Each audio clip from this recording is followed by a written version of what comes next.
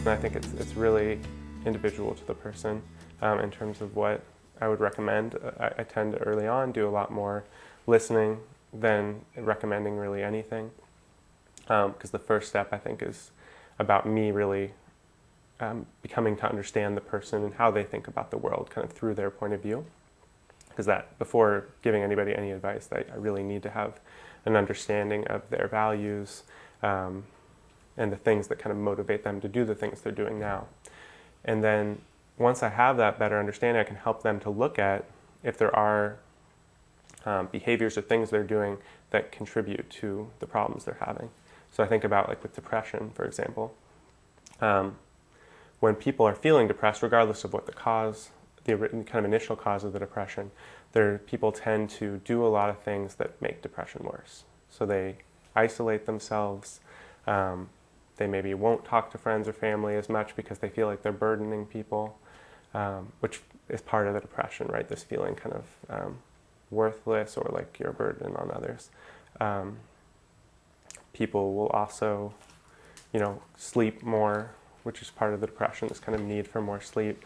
They'll, change their eating habits, either not eating enough or eating more than they usually would, and just kind of retreating from their lives. They stop doing the things that they used to enjoy. So with depression, there's kind of oftentimes this blunting of affect, so you don't feel the highs as much as you used to. So let's say you used to really love playing volleyball.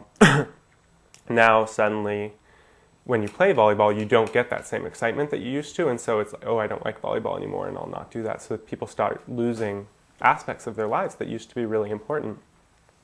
And so oftentimes the work is really about engaging people back in their lives and doing things that they used to enjoy and that have been helpful in the past, even if they don't feel that way in that moment because it's blunted from the depression, but having them play volleyball, not less, but more, because they need to kind of counteract this the depression, returning to kind of engaging socially, talking to close friends about what they're going through. And with that, oftentimes I hear people, part of the voices that people have is this idea of I'm burdening somebody if I talk to them about my emotional experience, especially if it's negative.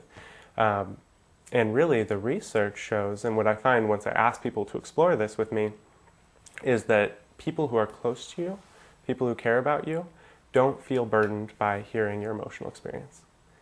They actually feel deeply connected, and they feel useful, and it makes them feel good about themselves to be able to offer something to you. It's almost always the case. And if there's somebody in your life who doesn't feel that way, that's an issue with them, not with you.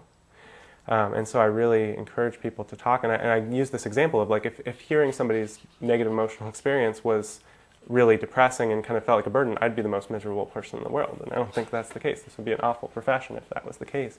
But I feel really kind of invigorated and happy to be able to offer that to people, and especially people who are close to you, and your friends and family usually will feel that same way. So I try to kind of undermine that voice that encourages the depression and the isolation, which is that I'm going to burden others by being depressed, by talking about this. So really, it's about engaging more in their lives, being more physically active, doing the things that are going to help them to feel better, even if it's not, immediate or a quick fix. That's often what's kind of most useful for people. So both the cognitive part about undermining these really self-critical beliefs and the behavioral piece about actually taking actions to be more fully engaged in their lives.